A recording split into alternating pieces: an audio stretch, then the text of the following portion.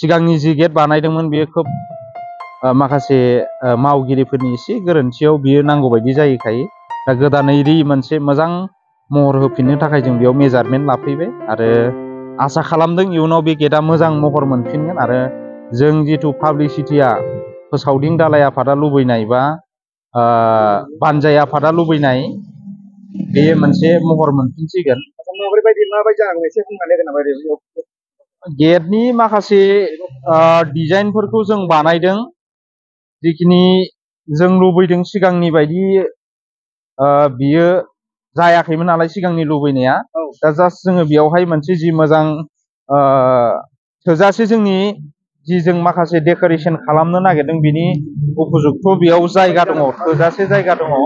दा बेयावहाय 4 लाइन जिखिनि लामा नुदों बेयावहाय बिनि डिस्टेन्सआ हयथ' नैबे डिभाइडार जिखिनि दङ बे डिभाइडारा 35 फुटसो जोंहा जायगा दङ, गोबां एभेलेबेल जोंनि थाखाय जों बेयाव डेक'रेट खालामनो थाखाय डेक'रेसन खालामनो बे 35 फुटसो गोलाव जिखिनि गुवार जायगा खालि बेयावहाय जों गोसोबायदि मोनसे डिजाइन जों बेयाव खालामनो सानदों। सिगांनि जिखिनि डिजाइनमोन बेखौ जोङो गोलाव जानांगौमोन, बेयो भुल जादों, बिसिनि मेजारमेन्ट हरनायफ्रा भुल जाबाय। जिखिनि जों मेजारमेन्ट होदोंमोन बेयावहाय डिभाइडारनि गेजेरावबाबो जों मोनसे टि साइजनि मोनसे गेट बेयावहाय आखिनानै हरदोंमोन।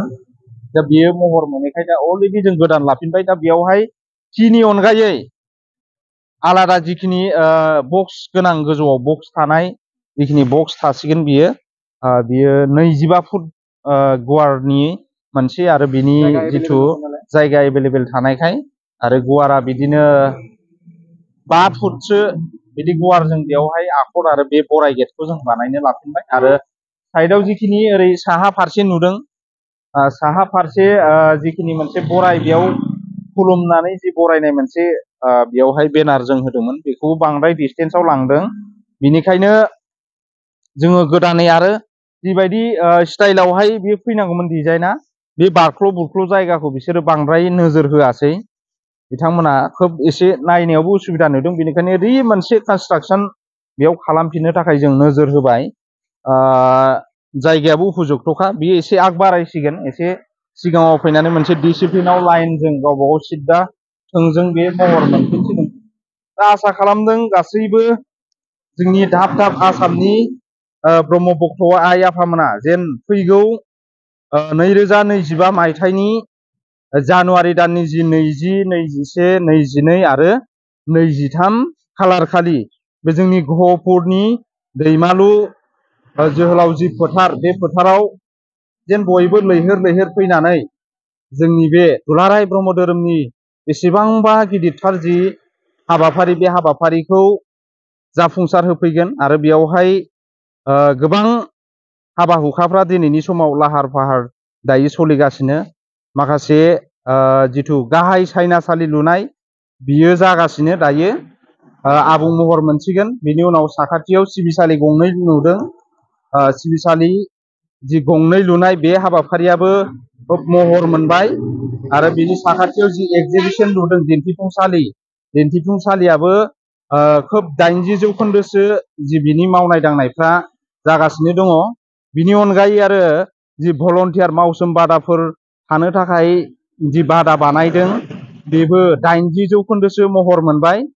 बिनि उनावहाय आरो साखाथियावनो जि दाब दाब जायगानिफ्राय फैनाय ब्रह्म भक्त आइ आफामोन, जेखिनि गसाइगावनिफ्राय लानानै पर्बतजरानिफ्राय लानानै सोनाबहा श्रीरामपुर गेट सेरनिफ्राय जाय आफामोना आइमोना बाहागो लाफैगोन बिथांमोननि आरो सानजानिफ्राय जुनाइनिफ्राय लानानै खोलाहा फारसे थानाय दक्षिण गवालपारा, बिदिनो कार्बि आलं आरो बिदिनो लोगोसे गलाघाट, मरिगाव, नगाव आरो गुवाहाटी, कामरुप बे जायगानिफ्राय फैनाय ब्रह्म भक्त आइ आफामोननि थानो थाखाय जि बादा, बे बादायाबो अलरेडि 80%नि जौखोन्दोनि बारा बे लुफुंजाबाय। आसा खालामदों गासैबो ब्रह्म भक्त आइ आफामोना फैनानै जेन बे हाबाफारियाव लैहोर लैहोर बाहागो लाफैगोन आरो बे हाबाफारिखौ जेन मेहेरगोनां भाबै जाफुंसार होफैगोन आसा खालामदों। आरो जोंनि जि बानजाय आफादनि जि मावनो दांनो लानाय जि हाबा हुखाफोर, आं बेखिनियाव एसे फोरमायबाय, 80% आबुं महर मोनबाय। आरो जिखिनि जोङो बे समाव दायो जि जोङो गहपुर नोगोरनि सोनाबहा फैनानै जि गहपुर जि मोनसे सिमना बे साब डिभिजनेलनि जि मोनसे सिमना बे बरय दैसा बे दैसानि साखाथियाव जि बराय गेट बेखौ बानायनो थाखाय दाख्लिनिफ्राय थाम-थिम जाबाय थादोंमोन। खावसे आबुं महर मोनबायमोन खिन्थु उपजुक्त नङैखाय दा गोदान मोनसे बानायफिननो थाखाय जों बेयाव दान्दिसे दायो जायगा नायफैदों आरो बे अलरेडि हयथ' गाबोननिफ्राय जाफुंसिगोन। गाबोननिफ्राय मावफिननानै हयथ' साननैनि उनाव बियो आबुं महर मोनगोन। जोबथारनायाव बेखौनो खावलायबाय गासैबो आसामनिफ्राय फैनाय बा आसामनि बायजोनिफ्राय फैनाय अरुणाचल हादाबसा, नागालेण्ड हादाबसा, बिदिनो गुबुन हादोर जिखिनि नेपालनिफ्राय फैनाय, वेस्ट बेंगलनिफ्राय फैनाय गासैबो ब्रह्म भक्त आइ आफामोना जेन खुनु मोनसे रावबो उसुबिदा गोलैया बिनि थाखायबो जोङो बे बराय गेटफोरखौ आगथियायै एसे बानायफैबाय।